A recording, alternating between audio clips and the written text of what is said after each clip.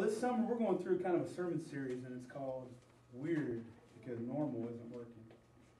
We're kind of talking about the fact that some of the things that are just kind of a norm in our society just don't work. They're just not what God has in store for people, and they just don't work. We've talked about kind of some weird people. We talked about Hosea and his wife Gomer, which was kind of a little bit different. Sometimes God wants us to do things that we just don't want to do, or that just seem just completely odd to the rest of the world.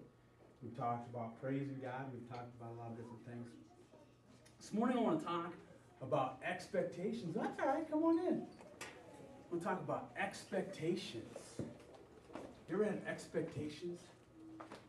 And by the way, we do things kind of informal, or it may be if you're talking, but we just chime in. I don't do anything normal, so this works out well for me because I'm weird. All right. Have you ever had? I'm one of those people that I expect not only to know. I'm like a planner, so I plan these things. I expect them to happen. Not only do I expect them to happen, but I expect everything to work out exactly like I had it, and everyone else to just automatically understand how my mind works and do them the same way I do. Is there anybody else like that? Okay, good, because I know I'm a little odd, but I've known a few other people who are somewhat similar to me. But I have a lot of expectations, and sometimes I'm even that way with God. I say, all right, God, here's what I want you to do. Here's how I want you to do it.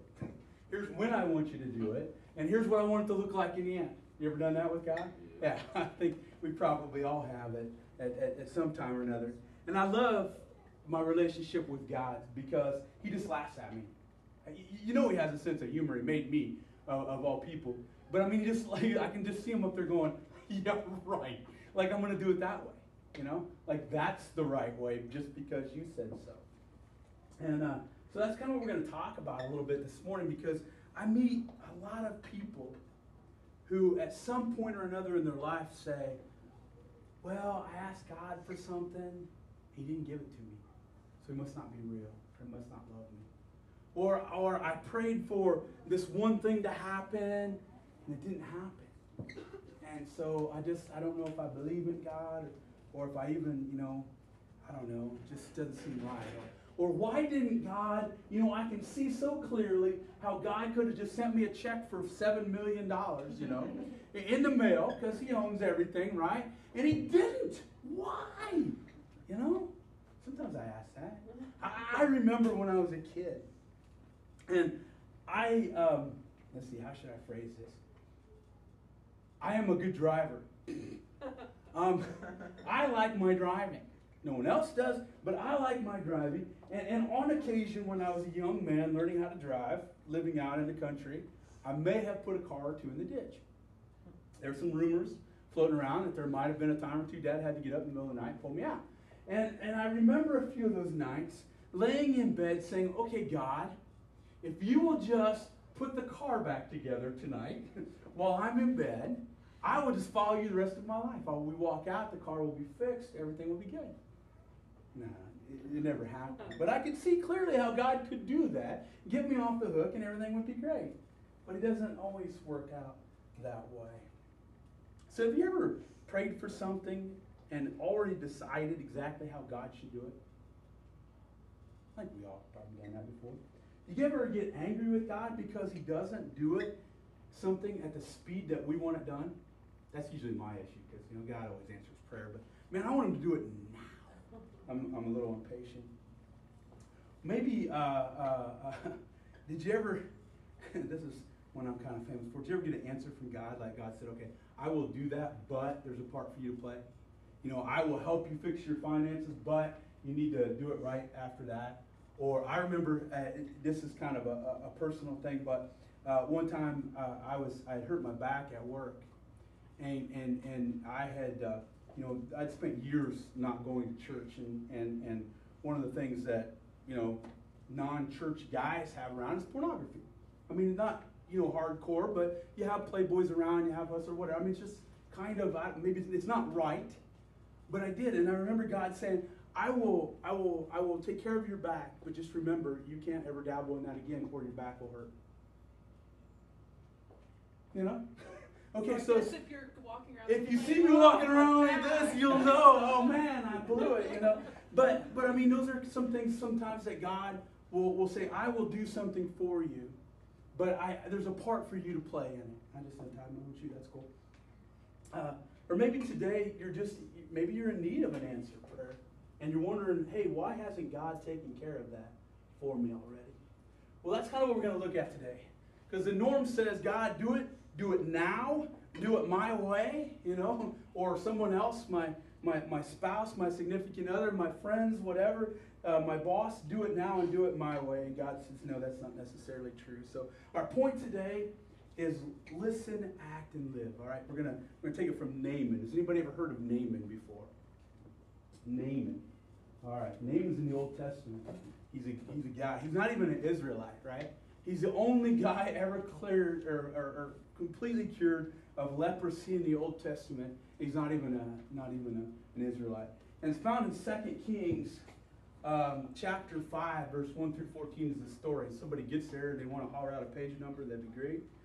2 Kings chapter 5, verses 1 through 14. And 258. all right, thank you, sir. 258. Naaman healed of leprosy. Naaman has a problem. All right, let's see what kind of problem Naaman has. Now, Naaman was commander of the army of the king of Aram, and he was a great man in the sight of his master and highly regarded, because through him the Lord had given victory to Aram. He was a valiant soldier, but he had leprosy. You guys understand what leprosy is, right? Leprosy is a nasty skin disease where your nose falls off, your fingers falls off, your toes fall off, your ears fall off. If you have leprosy in biblical times at all, you were shunned from everyone else. You were kept apart. You were not allowed to be near anyone because it was spread, or at least thought to be spread, contact, body-to-body contact. And so you just, nobody really wants their nose to fall off, right? So I'm just thinking you stay away from the guy, the nose is falling off. So Naaman had leprosy, but he was also like this massive general, massive leader of the military, and this dude has some serious cash too, by the way. We're going to find out here in a minute. So he had leprosy. It goes on in verse 2, it says, now bands from Aram had gone out and taken captive a young girl from Israel, and she served Naaman's wife. She said to her mistress, if only my master would see the prophet who is in Samaria, he would cure him of his leprosy. And Naaman went to his master, and he told him what the girl from Israel had said. By all means, the king of Aram replied, I will send a letter to the king of Israel. So Naaman left, taking with him 10 talents of silver, 6,000 shekels of gold, and 10 sets of clothing. Now, I looked that up this week.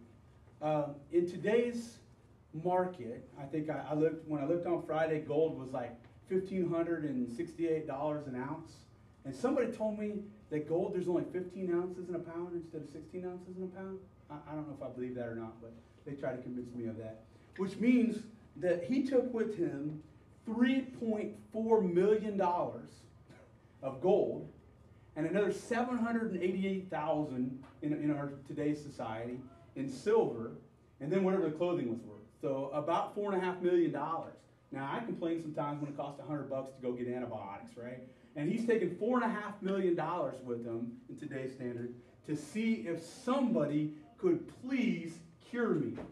Now, that's a guy who's desperate, right? I don't know about you, but if someone said I had to come up with $4.5 million to be cured, I'm dead. But, unless God, sends me that check for $7 million, in which case I'm in good shape. But anyway, he takes with him $4.5 million. And he goes and he sends this letter to the king of Israel. And the king of Israel's like, wait a minute. What in the world is going on here? The king of Israel is like, uh-oh, I'm in trouble because how am I supposed to cure this guy?